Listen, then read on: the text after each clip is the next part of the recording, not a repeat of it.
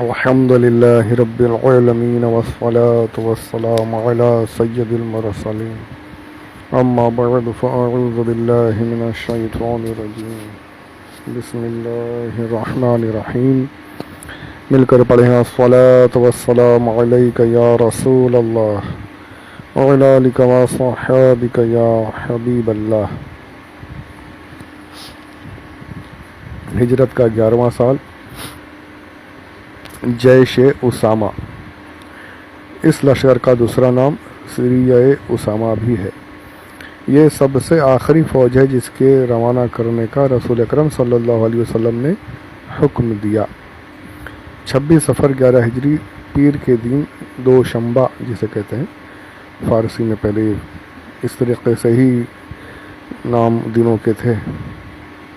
اب بھی ہے، پر اب افسوس ہے کہ مسلمان اپنی تاریخ کو، اپنے زبان کو بھول رہے ہیں، اور سنڈے منڈے سب کو یاد ہے۔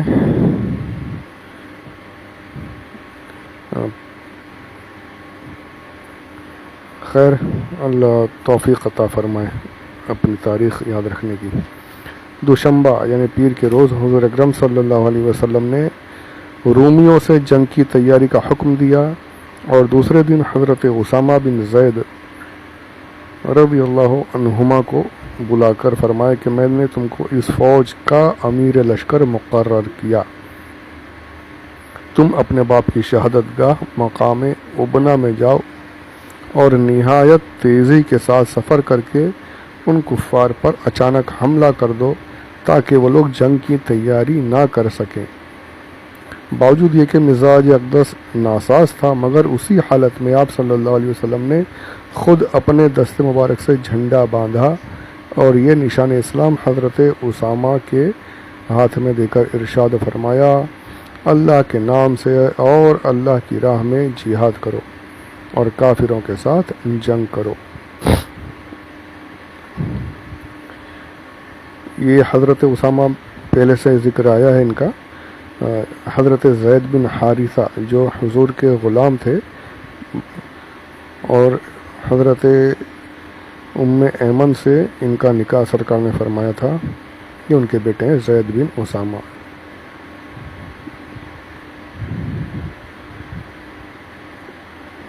حضرت اسامہ رضی اللہ عنہ نے حضرت بریدہ ابن الحبیب رضی اللہ عنہ کو علم بردار بنایا اور مدینہ سے نکل کر 1 کوس دور مقام جرف میں پڑاؤ کیا تاکہ وہاں پورا لشکر جمع ہو جائے۔ حضور اکرم صلی اللہ علیہ وسلم نے انصار و مہاجرین کے تمام معززین کو بھی اس لشکر میں شامل ہونے کا حکم دے دیا۔ بعض لوگوں پر یہ شاق گزرا کہ ایسا لشکر جس میں انصار و مہاجرین کے بڑے بڑے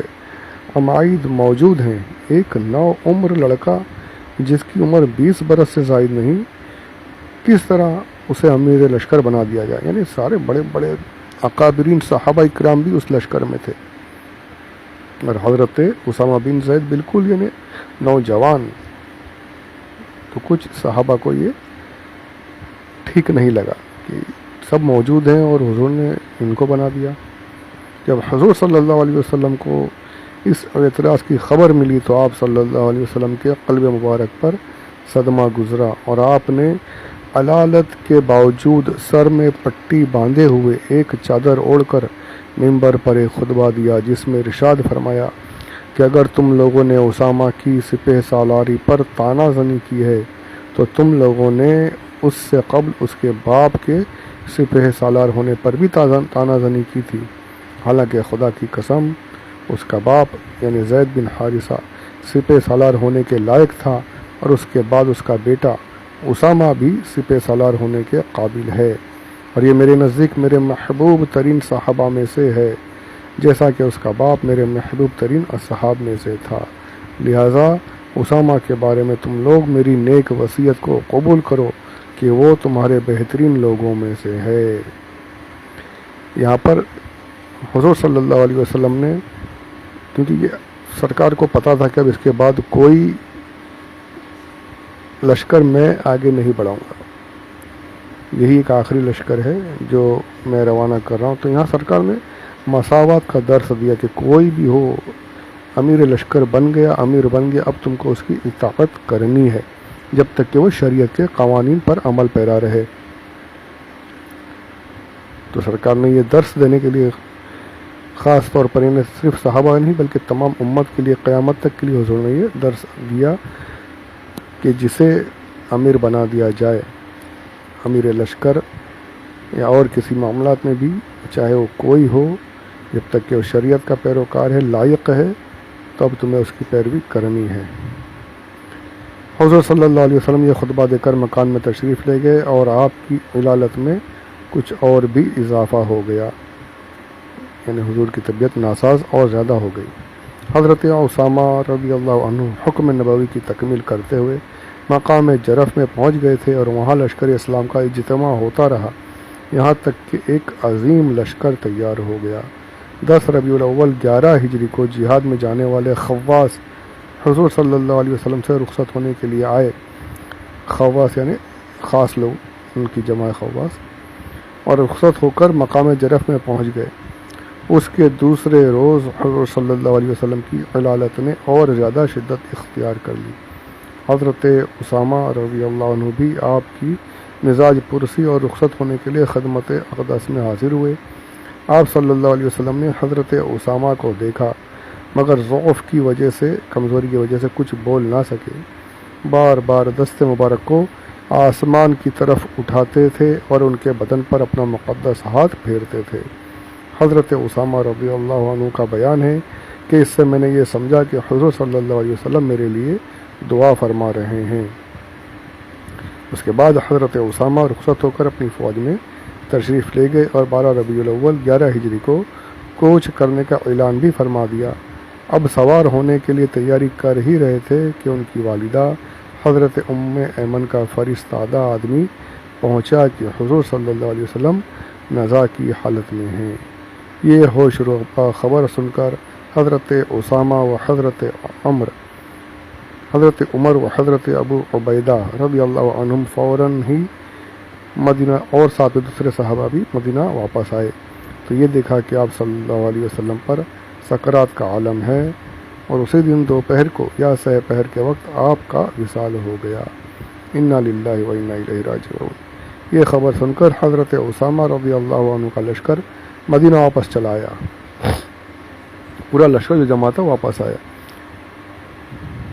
اچھا، یہاں پر یہ ایک بات عرض کر دوں کہ علامہ عبد المصطفیٰ اعظمی صاحب نے 12 ربیع الاول کی تاریخ کو حضور کی وفات اقدس کا دن لکھ دیا ہے۔ اس پر بھی کئی علماء نے لکھا بھی ہے، پر اس میں بہت زیادہ اختلاف ہے کہ 12 ربیع الاول حضور کی وفات اقدس کا دن ہے یا نہیں، بہت زیادہ اختلاف ہے۔ اکثر علماء اس پر گئے ہیں کہ 12 ربیع الاول نہیں ہے، اس کے پہلے کی تاریخ ہے یا بعد کی تاریخ ہے۔ بہت زیادہ اس میں یہ کہ 12 ربیع الاول وفات کا دن نہیں ہے، اختلاف ہے کافی اس میں، تو اس اختلاف میں نہیں پڑھیں۔ 12 ربیع الاول مانے تب بھی حرج نہیں، اس کے پہلے کی تاریخ مانے تب بھی حرج نہیں، روایتوں میں اختلاف ہے، پر زیادہ معتبر یہ ہے کہ 12 ربیع الاول سے پہلے کا دن تھا، 12 ربیع الاول شریف وفات کا دن نہیں ہے۔ پر یہاں پر علماء نے لکھا ہے تو میں وہی آپ کی خدمت میں پڑھتا چلا ہوں، اور علماء نے بھی لکھا ہے، تو اگر کوئی مانتا ہے تو اس میں بھی کوئی حرج نہیں۔ تو جو یہ کہتے ہیں کہ وفات کا دن ہے اس پہ تم میلاد کی خوشیاں مناتے ہو، یہ سب بے وقوفانہ باتیں ہیں، یہ وسوسے ہیں شیطان کی۔ حضور اقدس صلی اللہ علیہ وسلم کی تاریخ میں کافی اختلاف ہے، تو اور زیادہ تر علماء نے یہ ثابت کیا ہے، اب آج کل کی نئی اور جدید تحقیقات جو ہو رہی ہیں اس سے یہی ثابت ہو رہا ہے کہ 12 ربیع الاول شریف وفات اقدس کا دن نہیں ہے، اور اگر ہو بھی تو اسلام نے سوگ منانے کا حکم جو ہے وہ 3 دن کا ہے کہ 3 دن سے زیادہ کسی کا سوگ نہ منا جائے، اور ہمارے آقا صلی اللہ علیہ وسلم صرف ظاہری طور پر ہماری نگاہوں سے پردہ کیے ہیں، جو محبت والے ہیں جن کے دلوں میں عشق ہے تو حضور اکرم صلی اللہ علیہ وسلم ان کے لیے ہمیشہ موجود ہیں، آج بھی موجود ہیں۔ ہمیشہ سے مطلب یعنی یہ نہیں کہ اللہ کی طرح معاذ اللہ رب العالمین، یہ عقیدہ ہمارا کبھی نہیں ہے ہمیشگی تو صرف پروردگار کی ہے، وہی پیر شروع سے ہے، ازل سے ہے، ابد تک ہے، ہمیشہ رہے گا۔ تو اس کو ایک بس چھوٹی سی ایک قطع ہے جو اعلیٰ حضرت نے فرمائی تھی، انبیاء کو بھی موت آنی ہے مگر اتنی کہ فقط آنی ہے، یعنی جتنے انبیاء ہیں ان کو موت آنی ضرور حق ہے، کل من علیہ فان، جو بھی آیا ہے اس کو جانا ہی ہے، اس کو فنا ہے۔ تو انبیاء کو بھی موت آنی ہے مگر اتنی کہ فقط آنی ہے، آنی یعنی ایک آن کی، سیکنڈ، جیسے موت آئی، ملک الموت علیہ السلام نے روح قبض فرمائی ایک آن کے لیے، اور پھر اس آن کے بعد ان کی حیات مثل سابق وہی جسمانی ہے۔ یہ ہمارا عقیدہ ہے کہ موت آنا ضرور ہے لیکن اس کے بعد ان کی زندگی، ان کی حیات ویسی ہی ہے جیسے پہلے ہماری نگاہوں کے سامنے با حیات تھے، اسی طریقے سے ان کی حیات ہے۔ تو یہ عقیدہ اہل سنت کا ہے، اسی پر قائم رہنا ہے، اور اس کے تو بہت سارے یعنی جوابات دیے گئے ہیں، ابھی یہاں پر اس کی ضرورت نہیں ہے مجھے دینے کی، وہ ہمارے علماء کے بیانات ہیں، کتابیں ہیں، آپ وہ پڑھیں تو اس میں انشاءاللہ ڈیٹیل کے ساتھ سارے جوابات مل جائیں گے۔ اب یہاں حضور اکرم صلی اللہ علیہ وسلم کے وفات اقدس کے بعد حضرت اسامہ کا جو لشکر تھا وہ پورا کا پورا لشکر مدینہ شریف لوٹ آیا، مگر جب حضرت ابوبکر صدیق رضی اللہ عنہ مسند خلافت پر رونق افروز ہو گئے، صحابہ کے ڈسکشن کے بعد، فیصلے کے بعد صدیق اکبر کو خلیفہ بنایا گیا۔ یہ آگے ڈیٹیل آئے گی اس کی، تھوڑا ایک بڑا پیارا نقطہ ہے، اس کے بعد وہ بھی آپ کی خدمت میں عرض کروں گا۔ یہاں پر ابھی فی الحال صرف جیش اسامہ کا جو ذکر ہے اس میں یہ ڈیٹیل آ گئی ہے، تو اس پر دھیان دے رہے ہیں۔ جب آپ خلیفہ بن گئے تو آپ نے بعض لوگوں کی مخالفت کے باوجود ربیع الاخر کی آخری تاریخوں میں اس لشکر کو روانہ فرمایا، اور حضرت اسامہ رضی اللہ عنہ مقام ابنا میں تشریف لے گئے، اور وہاں بہت ہی خونریز جنگ کے بعد لشکر اسلام فتح یاب ہوا، اور آپ رضی اللہ عنہ نے اپنے باپ کے قاتل اور دوسرے کفار کو قتل کیا، اور بے شمار مال غنیمت لے کر 40 دن کے بعد مدینہ واپس تشریف لائے۔ حضرت صدیق اکبر کی کافی مخالفت ہوئی، کچھ صحابہ نے کہا کہ یہ کیا کر رہے ہو، یعنی آپ حضور اقدس نے بھیجا تھا، اب حضور اس دنیا سے پردہ فرما گئے تو اب آپ کو اختیار ہے، آپ کسی اور کو امیر بنا دیجئے۔ ان کے جواب بہت سالڈ جواب دیا تھا آپ نے کہ چاہے میری جان چلی جائے، جس لشکر کو حضور نے آگے بڑھا دیا ہے، جس لشکر کو سرکار نے آگے بڑھایا، جس کو حضور نے بھیجا، جس امیر کو حضور نے منتخب کیا، میں اس لشکر کو واپس نہیں بلاؤں گا، میں ان کی جو حضور نے سپہ سالار بنایا تو اب میں اسے نہیں ہٹاؤں گا، جیسا تھا وہی ہوگا، اور حضور نے بھیجا ہے، میری کوئی مجال نہیں کہ میں اسے منع کروں، صلی اللہ علیہ وسلم رضی اللہ عنہم۔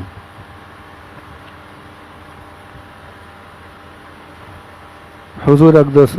صلی اللہ علیہ وسلم کا اس عالم میں تشریف لانا صرف اس لیے تھا کہ آپ خدا کے آخری اور قطعی پیغام یعنی دین اسلام کے احکام اس کے بندوں تک پہنچا دیں اور خدا کی حجت تمام فرما دیں۔ اس کام کو آپ صلی اللہ علیہ وسلم نے انجام دیا، اور اس میں آپ کو کیسی کامیابی حاصل ہوئی، اس کا اجمالی جواب یہ ہے کہ جب سے یہ دنیا عالم وجود میں آئی، ہزاروں انبیاء اور رسول علیہم السلام اس عظیم الشان کام کو انجام دینے کے لیے اس عالم میں تشریف لائے، مگر تمام انبیاء و مرسلین کے تبلیغی کارناموں کو اگر جمع کر لیا جائے تو حضور سرور عالم صلی اللہ علیہ وسلم کے تبلیغی شاہکاروں کے سامنے ایسے ہی نظر آئیں گے جیسے آفتاب عالم تاب کے مقابلے میں ایک چراغ، یا ایک صحرا کے مقابلے میں ایک ذرہ، یا ایک سمندر کے مقابلے میں ایک قطرہ۔ آپ صلی اللہ علیہ وسلم کی تبلیغ نے عالم میں ایسا انقلاب پیدا کر دیا کہ کائنات ہستی کی ہر پستی کو معراج کمال کی سر بلندی عطا فرما کر ذلت کی زمین کو عزت کا آسمان بنا دیا۔ اللہ تبارک و تعالیٰ نے آپ کے اس کام پر الیوم اکملت لکم دینکم کی مہر بھی لگا دی۔ اس میں کوئی یہ نہ سمجھے کہ انبیاء علیہ السلام کی توہین کی جا رہی، معاذ اللہ، تمام انبیاء ہمارے لیے باعزت ہیں، ان کا عظمت ہم سب کا ایمان ہے۔ ذرا سی بھی توہین، ہر کسی بھی نبی کی ذرا سی بھی توہین، ادنا سے بھی توہین کفر کا حکم رکھتی ہے۔ یہاں مطلب یہ ہے کہ حضور صلی اللہ علیہ وسلم نے جو کام کیا وہ تمام انبیاء کرام علیہ السلام نے بھی، یعنی ان سے بھی نہیں ہو سکا۔ اللہ تبارک و تعالیٰ نے وہ کام ہمارے آقا صلی اللہ علیہ وسلم سے لیا۔ ان سب کی محنت اپنی جگہ، ان سب کی کوششیں اپنی جگہ، اور ہمارے آقا صلی اللہ علیہ وسلم کی کوشش سب سے بڑھ کر، سب سے بلند و اعلیٰ، ہمارے نبی کا مرتبہ سب سے اعلیٰ۔ بس یہ مطلب ہے۔ جب دین اسلام مکمل ہو چکا اور دنیا میں آپ صلی اللہ علیہ وسلم کی تشریف لانے کا مقصد پورا ہو چکا، تو اللہ تبارک و تعالیٰ نے اپنا حکم پورا فرمایا، انک میتون و انہم میتون، یعنی بے شک تمہیں انتقال فرمانا ہے اور ان کو بھی مرنا ہے۔ حضور صلی اللہ علیہ وسلم کو اپنی وفات کا علم تھا، آپ کو بہت پہلے سے ہی اپنی وفات کا علم حاصل ہو گیا تھا، اور آپ نے مختلف جگہوں پر لوگوں کو اس کی خبر بھی دے دی تھی۔ چنانچہ حجۃ الوداع کے موقع پر آپ نے لوگوں کو یہ فرما کر رخصت فرمایا تھا کہ شاید اس کے بعد میں تمہارے ساتھ حج نہ کر سکوں گا۔ آپ نے پیچھے سنا تھا غدیر خم کے خطبے میں بھی آپ نے اسی طرح کے خطبے میں ارشاد فرمایا تھا کہ شاید میں اس کے بعد دوسرا حج تمہارے ساتھ نہ کر سکوں گا۔ بخاری شریف میں حضرت عقبہ سے روایت ہے کہ حضور صلی اللہ علیہ وسلم گھر سے باہر تشریف لے گئے اور شہدائے احد کے قبروں پر اس طرح نماز پڑھی جیسے میت پر نماز پڑھی جاتی ہے۔ پھر پلٹ کر ممبر پر رونق افروز ہوئے اور ارشاد فرمایا کہ میں تمہارا پیش رو، یعنی تم سے پہلے وفات پانے والا ہوں اور تمہارا گواہ ہوں، اور میں خدا کی قسم اپنے حوض کو اس وقت دیکھ رہا ہوں۔ یہ بخاری شریف کی روایت ہے۔ حوض کوثر جو ہے وہ 7 آسمانوں سے اوپر، قیامت کا واقعہ، اور سرکار فرما رہے میں دیکھ رہا ہوں، غیب دیکھ رہے ہیں میرے نبی۔ پھر بھی اب کوئی نہ مانے تو اسے کیا کہا جائے۔ یہ کہتے ہیں کہ وہ کشف تھا، اس وقت کے لیے حالت تھی، بعد میں ممبر سے اترے تو حالت ختم ہو گئی۔ بے وقوفانہ باتیں ہیں۔ اللہ تبارک و تعالیٰ اپنے نبی کے ساتھ ایسا معاملہ کرے تو یہ تو ایک ایسی بات ہوئی کہ یوں لیا یوں دیا یوں لیا یوں دیا، ابھی تمہاری حالت اچھی تھی، ابھی تمہاری حالت کم کر دی، تمہیں آگے بڑھایا، پھر نیچے اتار دیا، ترقی دی، پھر تنزل کر دیا۔ اس طریقے سے یہ ان کو سوچ بھی نہیں ہے کہ اللہ کی بارگاہ میں کیسا یعنی مذاق کرتے ہیں، جیسے معاذ اللہ رب العالمین۔ اب اس طرف جاؤں تو پھر کافی لمبی باتیں ہو جائیں گی، طویل طوالت ہو جائے گی، اس کے لیے الگ مواقع ہیں، علماء کرام کے بیانات ہیں، خاص کر کے فاروق بھائی کے آج کل جو بیانات اور ویڈیوز وغیرہ ہیں، فاروق خان رضوی ناگپور کے جو ہیں ایس ایچ او کے بیانات سنیے، تو اس میں بھی انشاءاللہ کافی یعنی یہ دلائل وغیرہ ملیں گے، بہت علمی بحث ہوگی، شیطان کے انہیں راستے بند ہو جائیں گے، وسوسے ایک دم کٹ جائیں گے انشاءاللہ۔ خیر آگے بڑھتے ہیں، درود پاک پڑھ لیجیے۔ اللہم صلی علی سیدنا مولانا محمد وعلی آل سیدنا مولانا محمد وبارک وسلم، صلاۃ و سلام علیک یا رسول اللہ صلی اللہ علیہ وسلم۔ اب آگے انشاءاللہ اگلے آڈیو میں بڑھیں گے، کیونکہ 19 منٹ لگ بھگ ہو گئے، یہ سلسلہ یعنی یہ واقعہ طویل ہے۔ پروردگار ہمیں مکمل کرنے کی توفیق عطا فرمائے، مجھے کہنے کی، آپ کو سننے کی توفیق رفیق عطا فرمائے۔ آمین بجاہ النبی الامین صلی اللہ علیہ وسلم، وما علینا الا البلاغ المبین۔